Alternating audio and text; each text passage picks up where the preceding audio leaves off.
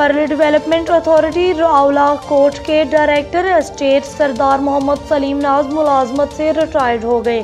सरदार मोहम्मद सलीम नाज अरसा 25 साल से बतौर ऑफिसर महकमा में फ़राइज़ अंजाम देते रहे। इस दौरान वो PTA के चेयरमैन, एडमिनिस्ट्रेटर, ज़िला कौंसल पहुँच के ओहदे पर भी फाइज रहे।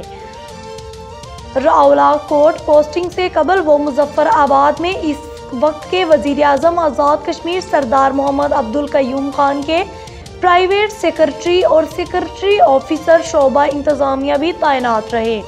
इनका तबादला PTA में बतौर स्टेट ऑफिसर हुआ। आज़ाद कश्मीर की डेवलपमेंट अथॉरिटीज़ के मुलाजमीन में वो पहले ऑफिसर हैं जो ग्रेड 20 में रिटायर्ड हुए। अवाम इलाका इनकी खिदमात से मुअत्तरफ है।